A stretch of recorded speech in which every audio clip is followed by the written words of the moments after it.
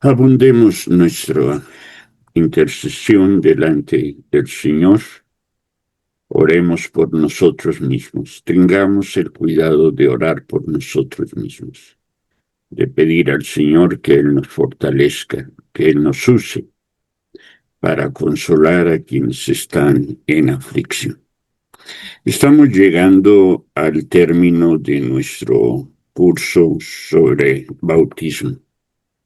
Y como hemos dicho, en el bautismo morimos a nosotros mismos, morimos al pecado y somos resucitados, nacemos a una nueva vida. Esta convicción de que nacemos a una nueva vida tiene, como en todo, dos caras, dos fundamentos. Uno, la gracia que obra en nosotros, lo que Dios hace en nosotros, el poder del Señor en nosotros. Y la segunda cuestión es nuestro esfuerzo, nuestro esfuerzo, sí, para que el nombre del Señor sea glorificado en todo lo que nosotros vivimos, en todo lo que nosotros hacemos. Y esto decimos que es un llamamiento que el Señor hace a que vivamos en santidad. Y aunque ya lo sabemos, quiero recordar aquí que la palabra santidad tiene dos sentidos, dos significados básicos. El primero es consagración, es el apartar algo para el uso exclusivo de Dios. Y aunque ya he usado este ejemplo en algunos otros momentos, me parece que es un ejemplo valioso y que por lo tanto conviene tenerlo presente. Les he propuesto a ustedes que en nuestras casas no hay instrumento, no hay cosa más santa que nuestro cepillo de dientes. Porque el cepillo de dientes de cada quien está consagrado, está dedicado para el uso exclusivo de aquel a quien le pertenece. Nosotros somos exclusivos para Dios. Y eso nos llama a vivir el todo de la vida, procurando que en el todo de la vida Dios sea glorificado, que en nuestras alegrías Dios sea honrado, que en nuestras luchas Dios sea honrado, que en nuestras tristezas Dios sea honrado, aún en nuestros fracasos, que Dios sea honrado con nuestro propósito de volvernos a Él y de no incurrir más en aquello que haya contribuido a nuestro fracaso. Y el segundo sentido de la palabra santidad es la palabra pureza. Me gustaría más usar el término limpieza, mantener limpia nuestra vida. Y les propongo a ustedes aquí que habría tres áreas de nuestra vida eh, en las que se requiere nuestra pureza. Una pureza espiritual es el mantener nuestra mente limpia para Dios. A quienes hemos tenido la oportunidad de estudiar a Keller con este libro de los dioses falsos, esto podríamos contemplarlo mejor, considerarlo mejor, comprenderlo mejor. Es mantener limpia nuestra mente, limpio nuestro espíritu, ser celosos de la meditación, del andar en comunión con el Señor. Un segundo aspecto, un segundo espacio, mejor dicho, de nuestra pureza, de nuestra limpieza, tiene que ver con el cuerpo, nosotros. a lo largo de la historia han habido distintas corrientes y algunas de las que más éxito han tenido son aquellas que proponen que el pecado del cuerpo no importa, porque si el cuerpo va a desaparecer, luego entonces el pecado está limitado, el pecado va a desaparecer tarde o temprano. Pero la palabra de Dios nos recuerda, y esto debemos tomarlo en cuenta, que nosotros somos templo, nuestro cuerpo es templo del Espíritu Santo y que somos llamados a mantener el templo limpio, en la pureza que es propia del Espíritu Santo.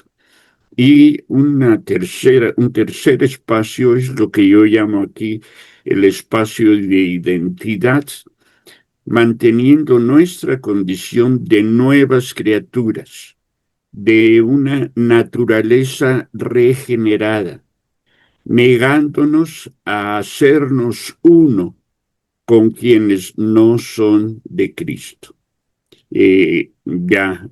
Voy en un momento más a entrar en mayor detalle, sobre todo en este último aspecto.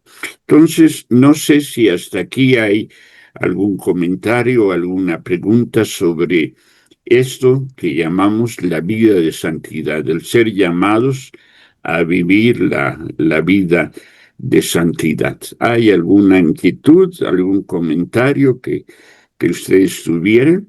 ¿O entramos al detalle para que ahí veamos si surgen algunas inquietudes?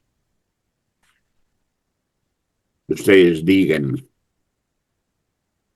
Y yo considero que podemos entrar, Pastor. Muy bien, Juan Carlos. Entonces entramos a la cuestión.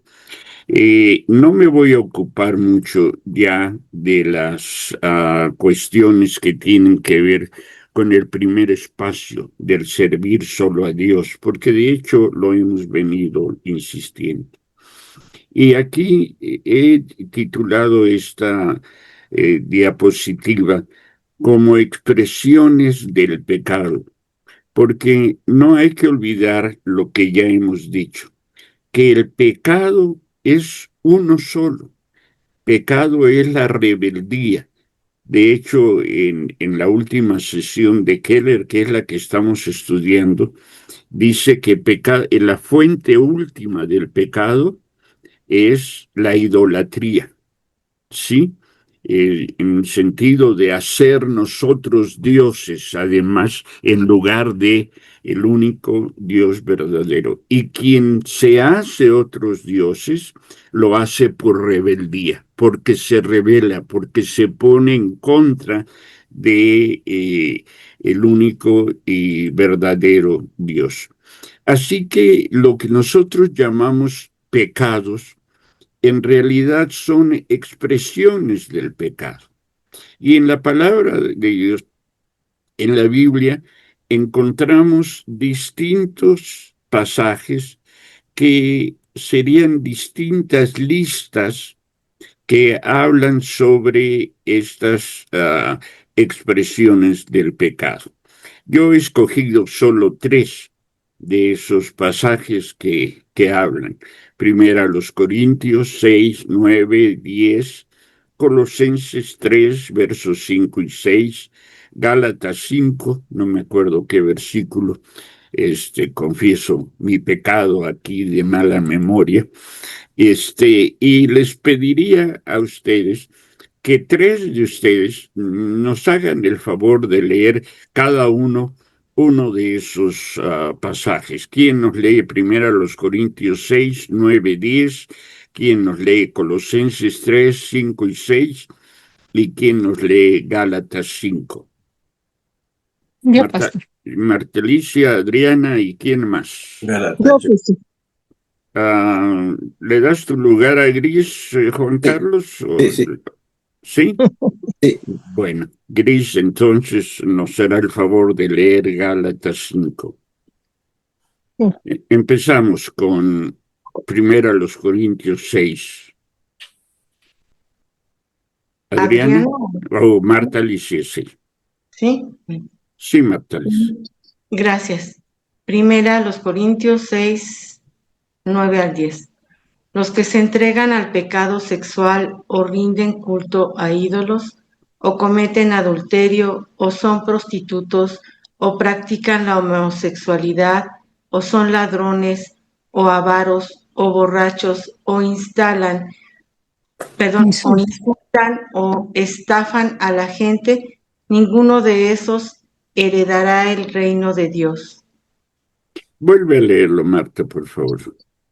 Los que se entregan al pecado sexual o rinden culto a ídolos o cometen adulterio o son prostitutos o practican la homosexualidad o son ladrones o avaros o borrachos o insultan o estafan a la gente, ninguno de esos heredará el reino de Dios. Gracias. Adriana. En Colosenses 3, 5 y 6, pecados a causa de los cuales viene la furia de Dios, la inmoralidad sexual, la impureza, las vanas pasiones y los malos deseos, además de la avaricia, que es idolatría, porque adora las cosas de este mundo. Gracias, Adriana.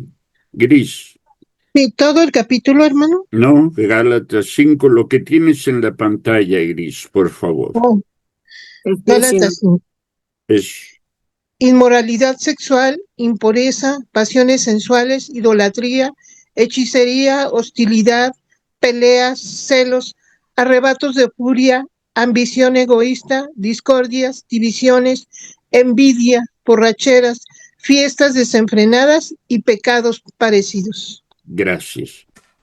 El sábado pasado estuve en una reunión aquí en un centro comunitario cercano a la casa, porque me invitaron a ser partícipe, testigo de una dinámica de jóvenes a los que están tratando de involucrar más en la participación ciudadana acá en nuestra zona.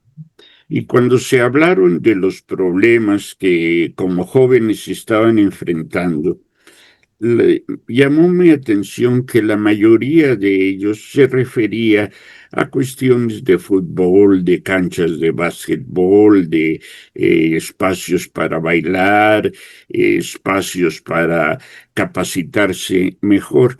Y eso suena normal, pero lo que llamó mi atención poderosamente fue una muchachita de unos 16 años que dijo: yo creo que lo que necesitamos, porque tenemos ese problema, es que podamos discutir y recuperar los valores que hemos perdido.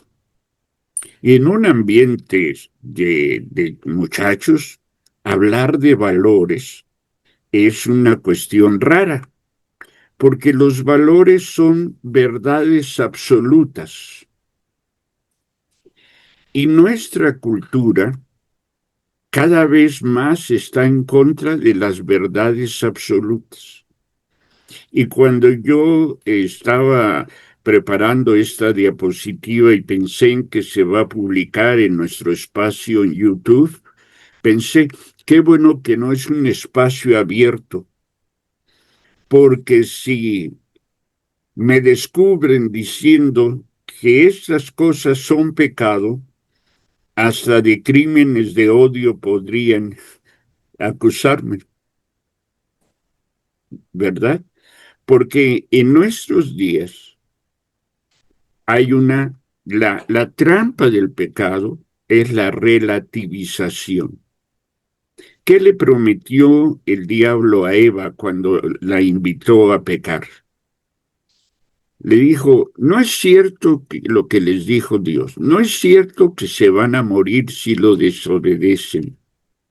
Dios sabe que ustedes van a ser como dioses, sabiendo lo que es lo bueno y lo que es lo malo.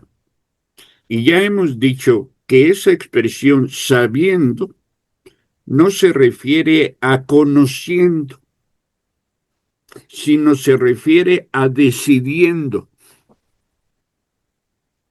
No sé si me explico y queda clara esta idea.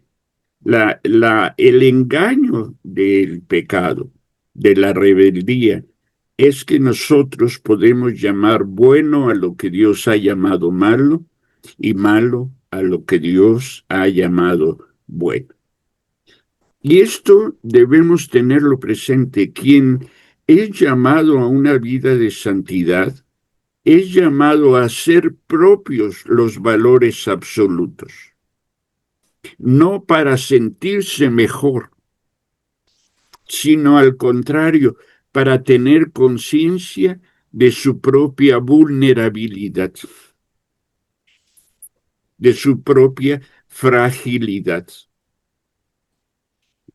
Recuerdo el testimonio de un pastor australiano que él contó cómo él reconocía que uno de sus problemas era su atracción hacia las mujeres, que lo inquietaban eso, y entonces decidió meterse a un retiro espiritual allá en Australia y estuvo en un lugar totalmente aislado, en oración, en ayuno, no me acuerdo si 10 o 21 días.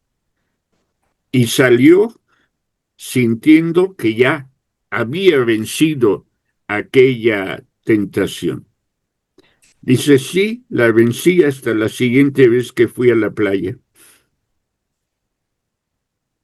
Porque entonces me di cuenta que seguía luchando contra esa atracción insana.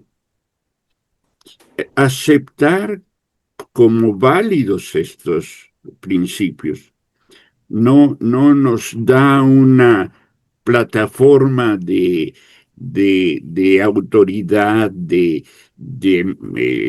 ser mejor que los demás, de menosprecio a los demás, sino que nos hace tener conciencia de nuestra propia fragilidad.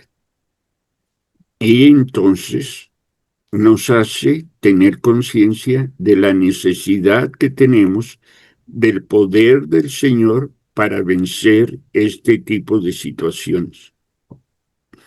Espero que hayan tenido la oportunidad de repasar la meditación de ayer domingo, en donde insisto sobre la necesidad que tenemos del poder del Espíritu Santo en nosotros. Si no tenemos el poder del Espíritu Santo, quizá podamos vencer, pero va a ser mucho más difícil que lo hagamos y van a ser mucho más transitorios nuestros éxitos. Porque para poder permanecer, perseverar firmes en esta santidad, es que debemos depender por completo del Espíritu Santo. ¿Vamos juntos hasta aquí? ¿Sí? Sí. Ahora, les propongo a ustedes que lean esos pasajes, que los estudien. El capítulo 5 de Gálatas, por ejemplo, es muy interesante. Este versículo que leyó Gris, o eso que leyó Gris, es a partir del verso 19. Pero puse a hacer una clasificación de un tanto de manera pretenciosa de las conductas pecaminosas que están presentes en estas listas. Y quisiera pedirles que las observen. Aparecen dos en esta diapositiva CF. Del lado izquierdo, y bueno, el título es Una clasificación básica de las conductas pecaminosas. Y tenemos dos clases aquí en esta diapositiva CF. Al lado izquierdo aparece contra el cuerpo. Y abajo de esa línea contra el cuerpo aparece pecado sexual, impureza, adulterio, prostitución, homosexualidad, borracheras, pasiones sensuales, y se repetía ahí, sensuales. Del lado derecho se ve en la columna derecha, aparece la segunda clase, que serían las conductas pecaminosas, éticas o relacionales. O sea, las que no tienen que ver tanto con el cuerpo, con aquello que hacemos con el cuerpo. Y ahí la lista es más larga: idólatras, avaros, estafadores, injuriosos, peleoneros, los malos deseos, los ávalos no, sino los avaros, los hechiceros, los hostiles, los celosos, los iracundos, los egoístas, los divisores o herejes, los que provocan división en el cuerpo de Cristo, los envidiosos, etc. Y debo confesarles a ustedes que lo primero que brincó al ver estas dos listas fue que los pecados o las conductas pecaminosas que se refieren al cuerpo son menos que las que se refieren a la ética o, dicho de otra manera, a las cuestiones relacionales. No sé si logro comunicar este descubrimiento que hago. Porque generalmente cuando pensamos en pecados, pensamos en aquello que tiene que ver con el cuerpo, ¿no? Pero resulta que en esta lista, que la saqué de los pasajes, nada más de estos 3 pasajes que hemos leído, los pecados o conductas pecaminosas tienen que ver más con nuestras actitudes, con nuestras inclinaciones, con nuestra manera de pensar, con nuestra manera de sentir. Y no sé qué les diga esto a ustedes. ¿Qué descubren? ¿O ustedes ya se la sabían de todas y no están descubriendo nada? El único que no se había fijado era yo. Pero, ¿qué les dice? Yo, pastor. Sí, por favor, Marta Morales. Pues que tiene que ver precisamente con lo que el día de ayer se comentó por la mañana, ¿no? En el webinar, sí. Ajá, del entorno. Tiene que ver mucho el entorno en el que nos desenvolvemos y las cuestiones culturales, las cuestiones familiares, hereditarias, las costumbres, todas estas cuestiones. Y porque todo esto va relacionado precisamente, valga la redundancia, de la relación que tenemos con los demás, ¿no? Y no sé si te parece, Marta, que algo que se hace evidente es que, siguiendo a aquel gran autor ruso Dostoyevsky, en su novela muy gruesa, Crimen y Castigo, él propone que en cuestiones de relaciones todos somos víctimas y culpables. Amén. Sí, porque sí es cierto que la cultura nos norma, pero puede resultar que de pronto nosotros nos convertimos en hacedores de la cultura, en co-creadores de la cultura. Y eso es pecado, porque quien tiene la mente de Cristo, el que ha nacido de nuevo, asegura la palabra de Dios, tiene la mente de Cristo, no puede seguir pensando, teniendo las actitudes, los sentimientos que son propios de quien no tiene la mente de Cristo. Y esa es gracia de Dios, que nos concede tener la mente de Cristo, pero también es responsabilidad nuestra el esforzarnos por mantenernos de acuerdo, en sintonía con la mente de Cristo que está en nosotros. ¿Qué piensan? ¿Qué les dice esto? Adriana.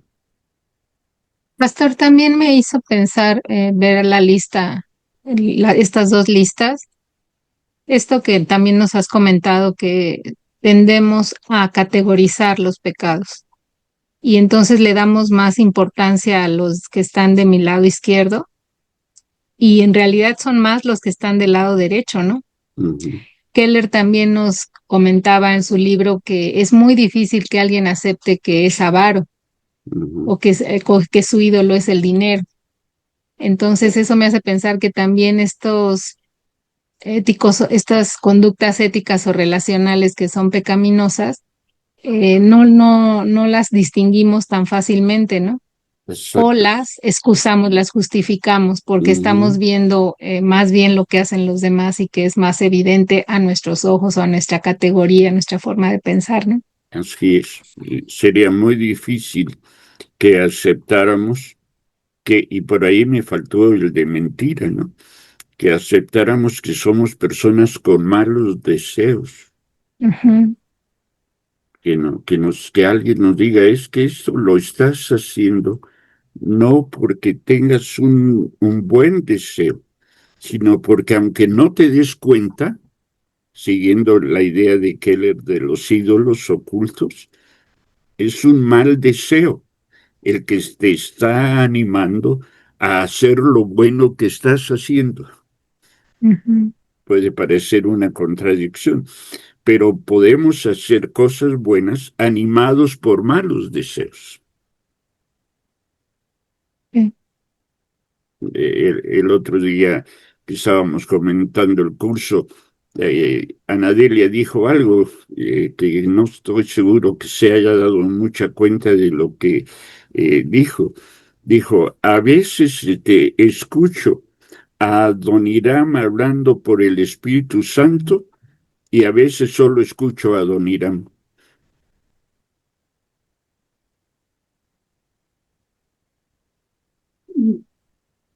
Y creo que esto podría ser un ejemplo de cómo podemos estar diciendo cosas verdaderas, podemos estar diciendo cosas ciertas con un buen deseo, pero animados con un buen propósito, pero animados por este, la envidia o el egoísmo o el celo, ¿sí? Por porque somos peleoneros, porque vamos por la vida pelear, ¿sí? Entonces, bueno, pero ¿quién más?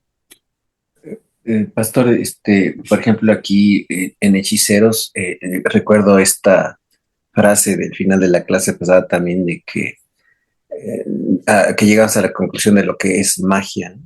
Uh-huh.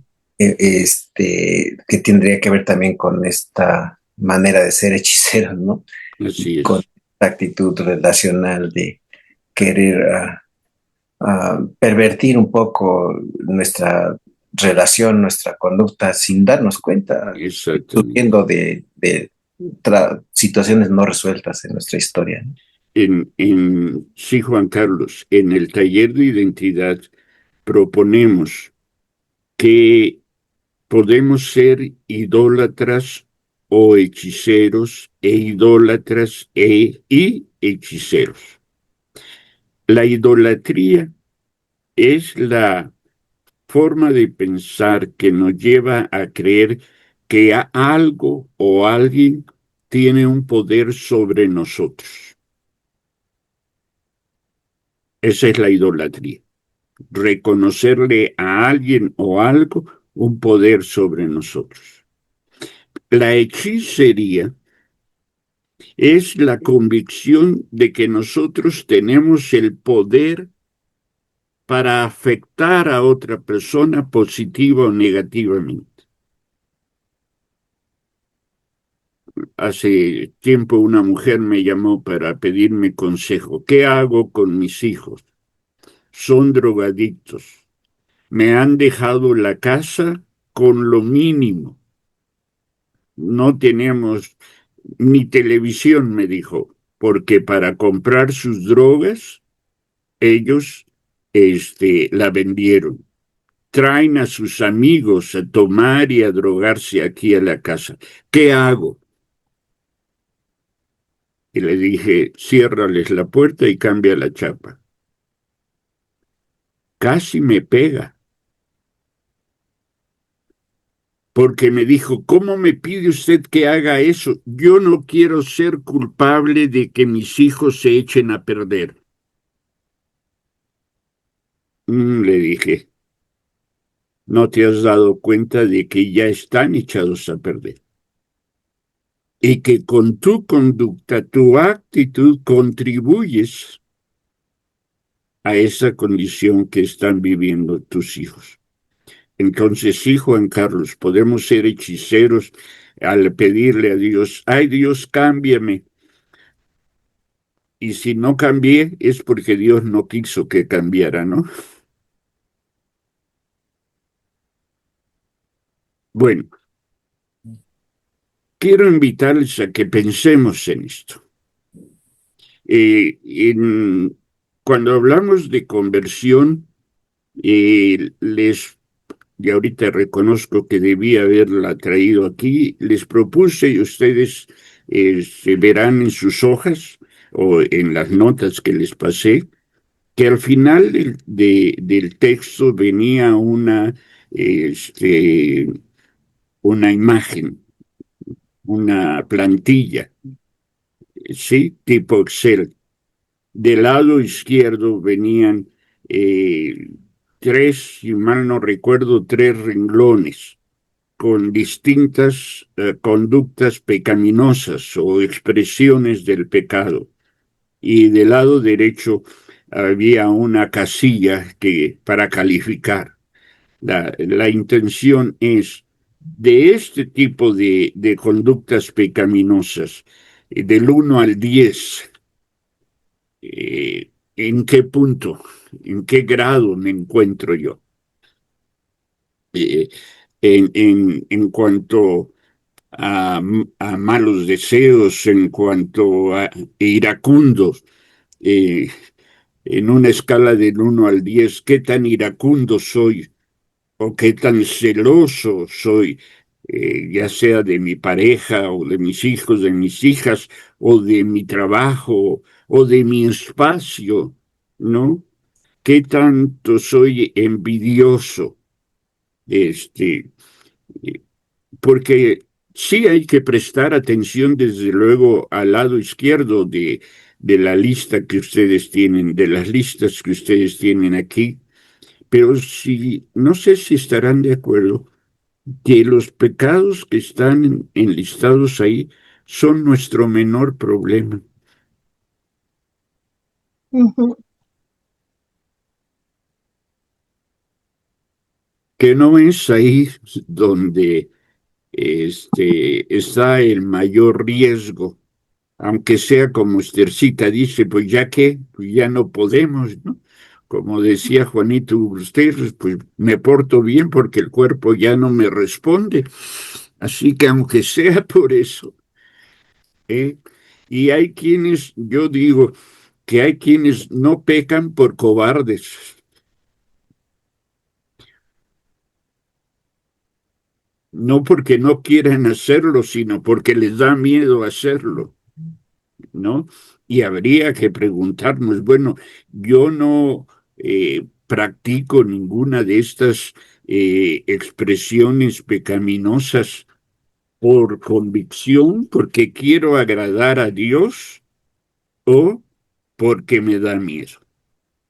Así que les invito a que lo reflexionen. Y mencioné un tercer espacio, que es el de preservar la nueva naturaleza.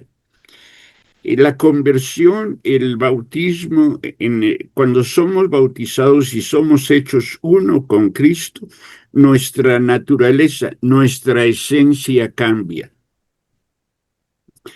Somos de una naturaleza diferente a la que éramos antes de Cristo y a la que son aquellos que no son de Cristo.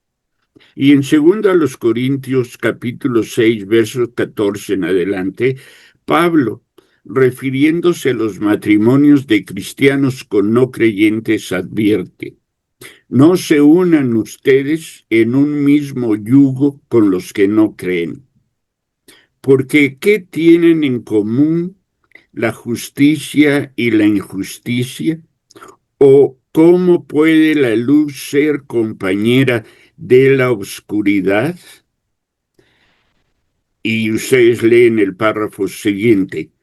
Además de que esto significa que los creyentes no deben comprometerse afectivamente, casarse con quienes no han nacido de nuevo, también se refiere a la no participación del cristiano en toda clase de actividad que se sustente en el pecado, que requiera del pecado para realizarse y que por lo tanto tenga como fin el deshonrar a Dios. La vida nos presenta muchas oportunidades de esto. Yo tenía un primo, Alfonso Fernández Figueroa, que era contador y se fue a Guadalajara pensando que allá podría tener más éxito en su profesión. Y llegó a Guadalajara y encontró dos cosas: que no quieren a los chilangos y aunque sean contadores. Así que nada más no consiguió trabajo. Hasta que de pronto le llegó una oportunidad muy buena. Él me lo contó, él me dijo. Y le propusieron llevar una contabilidad que en apariencia era algo muy sencillo, y le ofrecieron un salario muy alto. Y le explicaron que es que lavaban dinero. Y que él todo lo que tenía que hacer era llevar dos contabilidades. Me dijo Alfonso: mira, primo, no traía dinero en la bolsa, pero pensé que yo no me podía unir a hacer aquello que deshonraba a Dios. Así que este pasaje de 2 Corintios 6:14 generalmente atrae nuestra atención porque tiene que ver con quiénes pueden unirse los cristianos afectivamente. Pero eso es importante y es cierto. Pero también nos lleva a lo otro.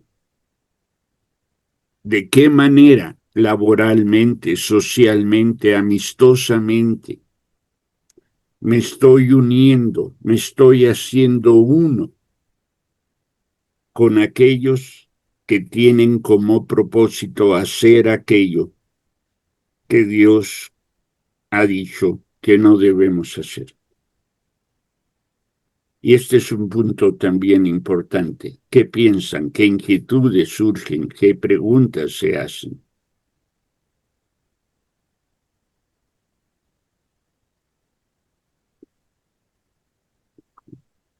Que es muy extensa la manera y es muy sutil muchas veces porque, como tú nos decías la otra vez,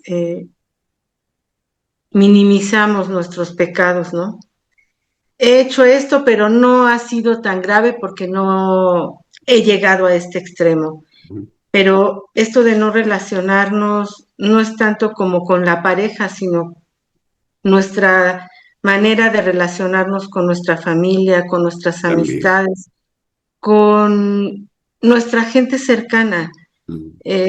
Es de poner mucho cuidado, como tú dices, es con temor y temblor porque es muy sutil el asunto. Así es.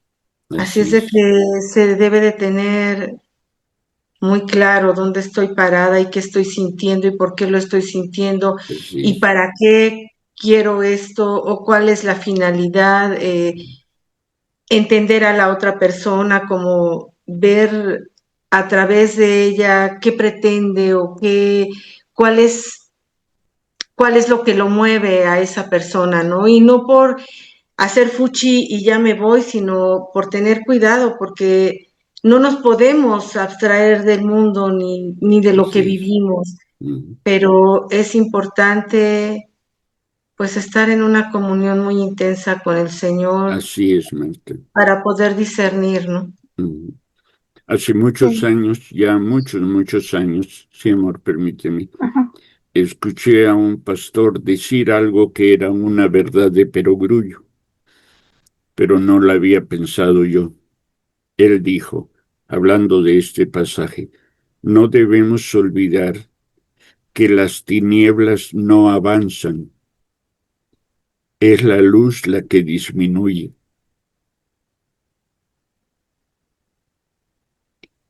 Y es muy difícil ser contrastantes.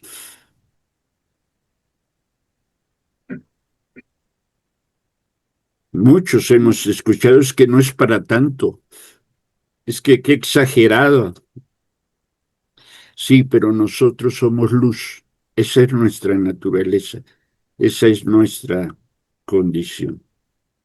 De ahí la necesidad de preservarla en todas las áreas. Y un área de las más sutiles, Marta Alicia, es precisamente el área de los afectos. Cuando afectivamente nos unimos a aquellos que de manera explícita e intencional están llevando una vida que no honra a Dios. Y el pecado siempre busca solidaridad. El pecado siempre busca quien se una a él, porque de esa manera se trae una paz. Al fin todos lo hacemos, ¿no? Sí, Anadelia y creo que Gris, brevemente, por favor. No, yo no. Bueno, Ajá. te oí quejarte, Gris, entonces.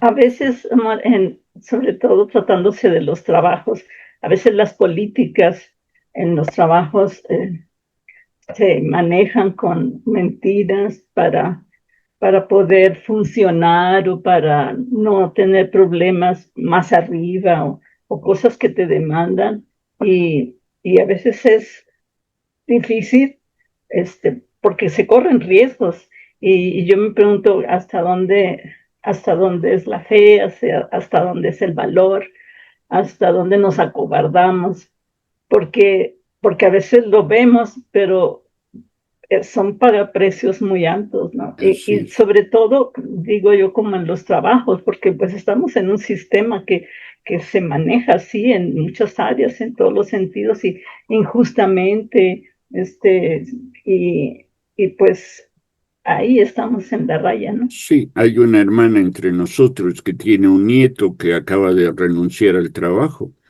y la razón por la que él renunció al trabajo, que le ofrecía un desarrollo profesional muy atractivo hasta irse a trabajar a Estados Unidos, la razón de este muchacho muy joven es: no me gustan las mentiras, no me gustan las cosas que ellos hacen ahí en el trabajo. Y alguien podría decirle: tú haz lo que tus jefes te digan, porque es la responsabilidad de tus jefes. Pero nosotros somos luz. Y eso es algo que no tenemos el derecho a olvidar. Podemos olvidar, pero no tenemos el derecho de hacerlo. Uh-huh. Bueno, entonces vamos ya a terminar con una cuestión muy importante, me parece. ¿Qué pasa cuando una persona en la iglesia peca? ¿Es un asunto personal es un asunto individual? No, porque somos un solo cuerpo, porque estamos unidos por el mismo espíritu.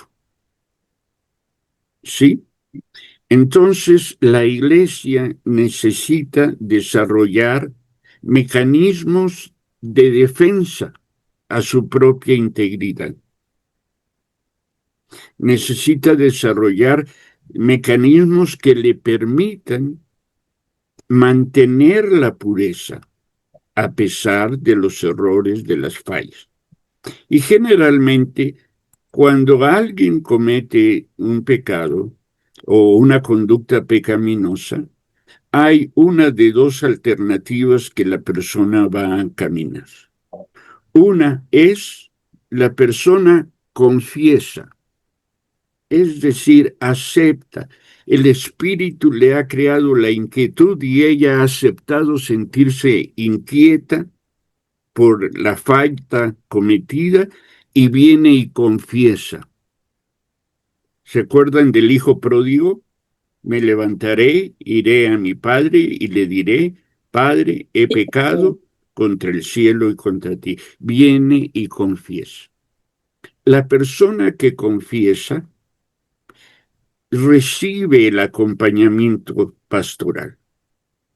Obviamente, este acompañamiento no le dice, no te preocupes, hombre, no es para tanto. No, reconoce la importancia que haya tenido la falta, el impacto que tenga.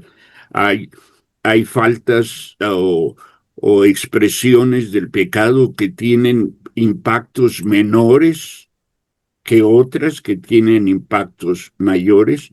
Hace muchos años yo era invitado frecuente a predicar en una iglesia allá por San Mateo, en la salida de Naucalpan, por allá, y me llamaba la atención las primeras veces ver la calidad del templo, el tamaño del templo que estaba ahí y el número tan reducido de miembros, y pasaba un año y pasaba otro y nada más no había. Y me di cuenta que la mayoría de las personas que asistían no eran de ahí del pueblo de San Mateo, sino que iban de otros lados, hasta que se me ocurrió preguntar. Y un hermano me dijo, pastor, hace muchos años construimos este templo y resultó insuficiente porque en el pueblo había una gran receptividad para el evangelio.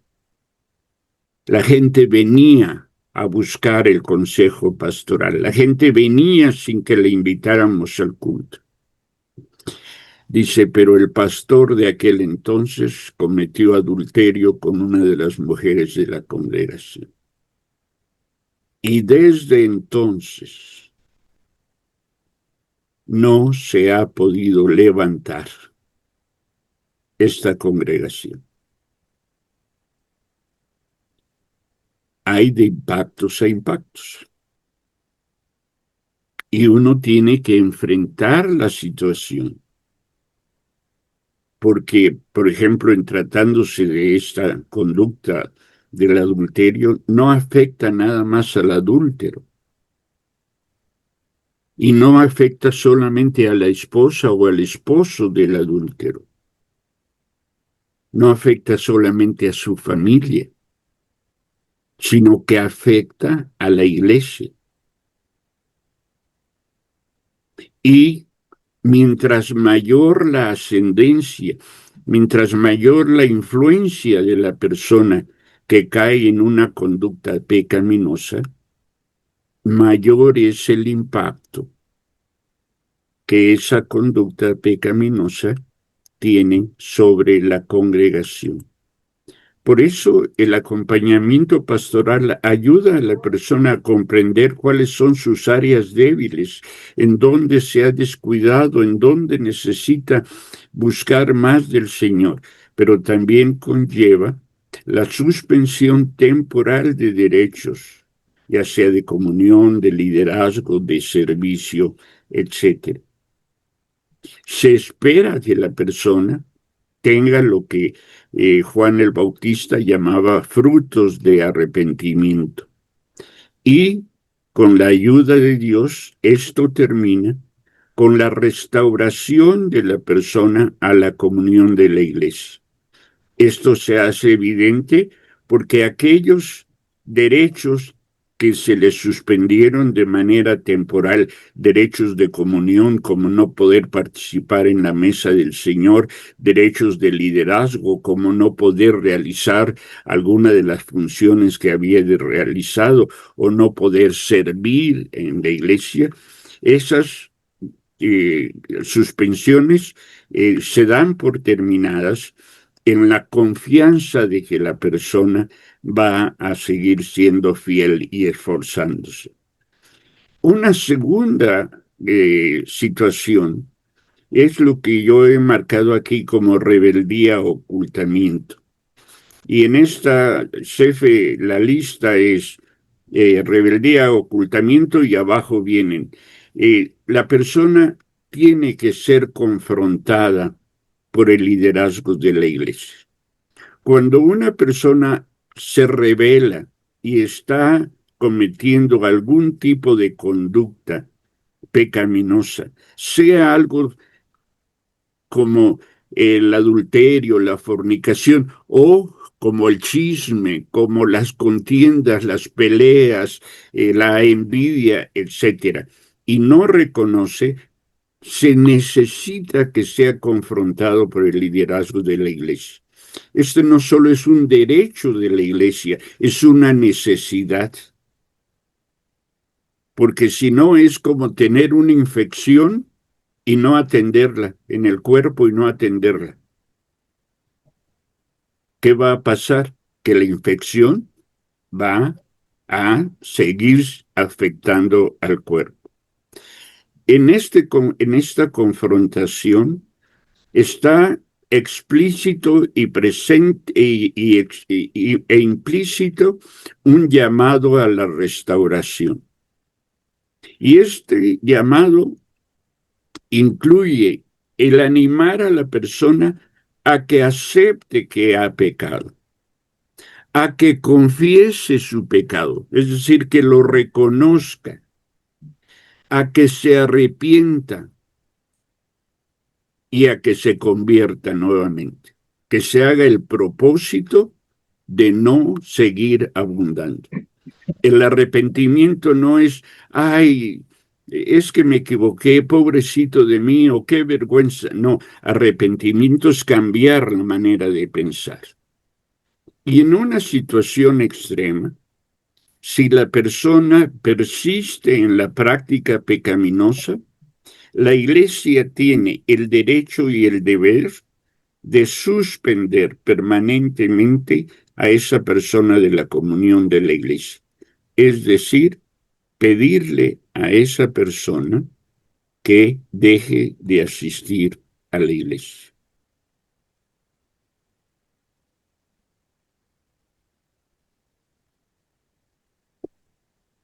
Comentarios. En la Biblia, en el Antiguo Testamento, había esos pecados ocultos que hacían que perdieran las batallas. Así es. Como puerco, como... Así es. Por eso puede ser que una persona, por condicionamientos culturales, no se dé cuenta, aunque esta semana en Palabras de Vida les mandé un versículo que dice, no digas que no sabías, ¿no? Algo por el estilo. Es muy difícil estar en rebeldía sin tener conciencia de la rebeldía. Por eso son pecados ocultos para la persona, pero también ocultados sería el término por la persona. ¿Sí? Entonces, de ahí la necesidad de que la iglesia sea sensible a la dirección del Espíritu Santo. A veces, cuando la iglesia está enfrentando pruebas, dificultades, desánimo, apatía, hay que pedirle al Señor, Señor, enséñanos qué está pasando en la iglesia. Y muy seguramente el Señor va a mostrar que en algún sector de la iglesia hay prácticas pecaminosas que están afectando al todo de la iglesia. Así es.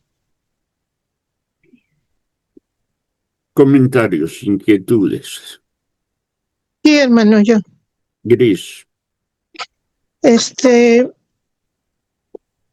Yo creo que actualmente en la iglesia que estamos, que es Iglesia Casa de Pan, si tenemos alguna situación de pecado, de no estar haciendo bien las cosas, y que con todo lo que nos ha dicho nos estamos dando cuenta de que en alguna situación no estamos bien, entonces lo mejor sería que confesáramos para Así que es. pudiéramos y para que la iglesia pudiera crecer aún más, para Así que la es. iglesia se santificara, se limpiara, todo eso, para seguir adelante. Así es, Gris.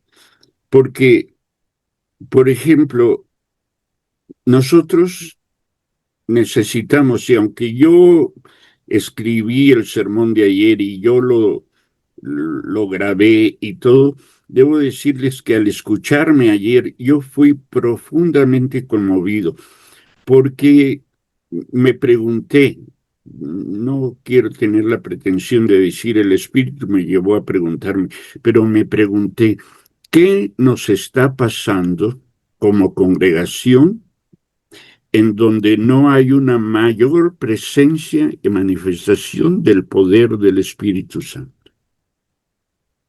¿Es algo que tenemos que poner en orden? ¿O es abundar en el deseo? Porque lo que sucede en lo individual afecta a la totalidad, y lo que afecta a la totalidad afecta a la individualidad.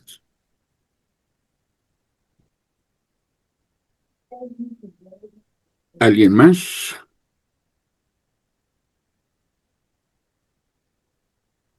Bueno, como bien dice Gris, si en algún momento alguno de nosotros está practicando aquello que sabe que no conviene, lo mejor que podemos hacer es confesar. Y tradicionalmente venimos de iglesias en donde se les presta mucha atención a las cuestiones secundarias. Pero se fijaron que no aparece en ninguna lista de aquí la cuestión de los bailes, o no aparece ninguna la cuestión del maquillaje, o de la ropa, o de las joyas, que es a lo que hemos aprendido a prestarle atención. Sí. Cuando son cuestiones secundarias, que como dice Pablo a los colosenses, son tradiciones que tienen algún valor para la piedad, pero que no contribuyen de manera explícita a la salvación. Bueno, se quedaron muy serios. Es una manera de pedir ayuda, ¿no? Porque Es una decir, manera, ayúdenme porque exacto. estoy luchando con esto. Así es. Y no hay nadie de nosotros, incluido el de la voz, que no esté luchando con algo. Sí. ¿Sí? Y necesitamos tener el valor de gritar ayuda. Ayúdenme. Como le gritó Pedro a Jesús, sálvame que perezco. Alguien podría decir, es que le faltó la fe, es que él podía haber caminado. Sí, pero él aceptó que su realidad era que se estaba hundiendo. Y por la gracia, cuando regresaron a la barca, los dos caminaron sobre el agua. Porque no se llevó Jesús cargando a Pedro. Bueno, son 9:30, ya no quiero abundar. Ni cuenta te diste, Marta. Se pasó rápido. Se pasó el tiempo tan rápido. Bueno, pues muchas gracias. Hermanos de León, mañana nos toca que nos hagan el favor de dirigirnos en oración y estoy seguro, confiando en que será de bendición lo que ustedes hagan. Que Dios los use. Hilda, que el Señor te consuele, el Señor fortalezca y mantenga unida a tu familia ante el deceso de tu padre. Pues muchas gracias a todos. Gracias a ti. Gracias, pastor. Gracias, pastor. Gracias, pastor. Gracias. Sí, gracias. Un abrazo, hermana Marce. Gracias a todos. Ari, Dios te bendiga. Marce, dale un abrazo tuyo a tu hija y dale otro abrazo de nuestra parte. Muchísimas gracias, así lo haré. Gracias, Por de favor. verdad. Muchas gracias. Buenas noches. Ari Contreras, Buenas Dios te noches, Ari. bendiga. Sefe, Buenas noches, Daniel, hermanos. Dios, Por ti. Josué, Buenas Dios te noches. bendiga.